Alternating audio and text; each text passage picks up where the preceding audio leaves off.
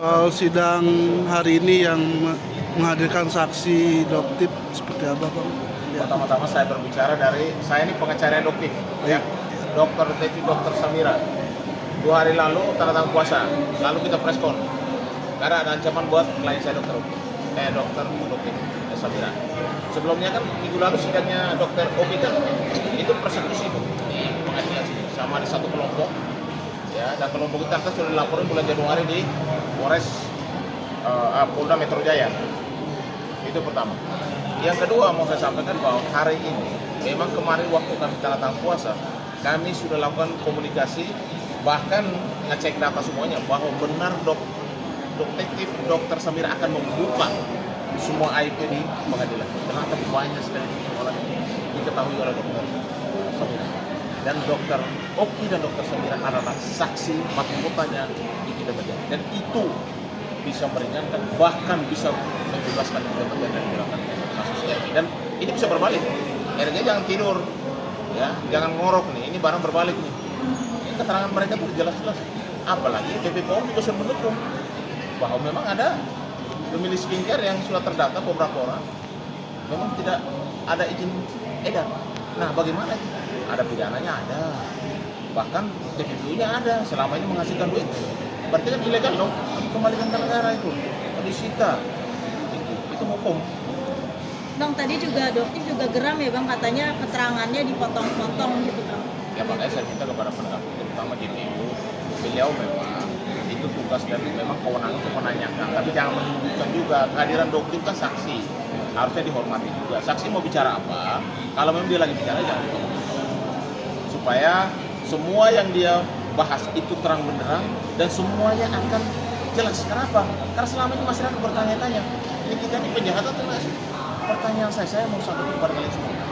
Dokter Oki dari awal ketika kami cek semua data, ternyata yang menghubungi pertama kali Dokter Oki berkali-kali, berulang kali itu adalah Elvi melalui telepon, WA dan lain sebagainya untuk bertemu sama dia. Kemudian pertanyaan saya, apa korban kok mau menghubungi si pelaku kalau bilang pemerasan, pengancaman?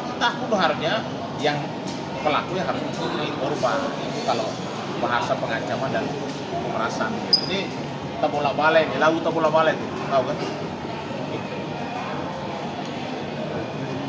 Tapi ada muncul kabar lagi Bang, BPOM merilis produknya Dokter Samira eksklusif, termasuk produk yang izin edarnya dicabut.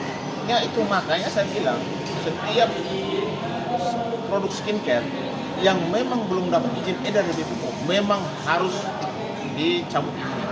Yang kedua, orangnya harus dipidana. Yang ketiga, TPPU tindak pidana pencucian uang, menghasilkan uang dengan cara-cara ilegal. Yang ketiga, undang-undang kesehatan. Masyarakat, saya kasih tahu ya, Nikita Mirzani itu justru banyak membantu masyarakat. Dia sampai masuk penjara gara-gara membela kesehatan masyarakat. Bayangkan aja berapa juta orang menggunakan skincare. Kalau ini tidak muncul ke publik, banyak kesehatan masyarakat yang akan terganggu. Bahkan ada yang nanti bisa jadi cacat gara-gara urusan skincare yang tidak dapat izin edar. Bang, untuk langkah depan Abang kan sebagai pengacaranya dari pihak Doktif. Ya. Nah, untuk memudahkan Doktif lancar, seperti apa pendapat bagaimana? Bang? Jadi pertama-tama ada Doktif ada melaporkan beberapa orang, beberapa gerombolan hukum di Polda Metro dan beberapa di Polres dan lain sebagainya. Kita lagi telusurin laporan berkembang sampai tingkat mana. Ya, kami minta supaya gerombolan yang selalu melakukan kegaduhan berulang kali melakukan persekusi kepada Dokter Samira sebelumnya sudah dilaporkan dan kemarin kepada Dokter Oki. Ini kan orang yang sama. Artinya orang ini ketika dilaporkan harusnya kan tobat. Ini malah melakukan kejahatan yang sama.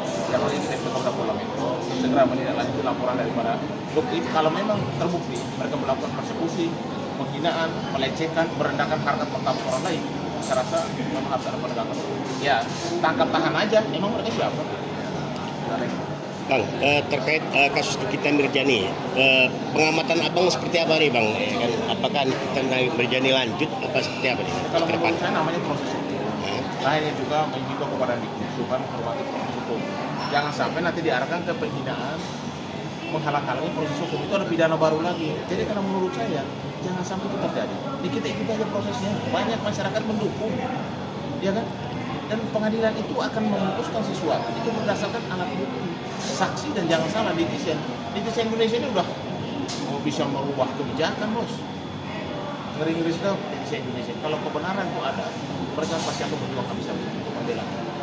Terus di persidangan ini kan tadi ada baju, ada bikin owner segala macam. Apakah itu nanti bisa cepat selesai atau tidak? Gitu? Ya kalau menurut saya hari ini selesai, harus selesaikan. Produktif sebagai saksi harus selesai, karena proses hukum akan berlanjut. Saya dengar dari Bang Fahmi bahwa di kita itu akan menghadirkan ahli. Kenapa? Saksi dan ahli berarti dua alat bukti. Dua alat bukti menyatakan kalau kita tidak bersalah, dengan bukti-bukti yang lain pendukung, kita bisa bebas. Bisa bebas. Ada? Oke.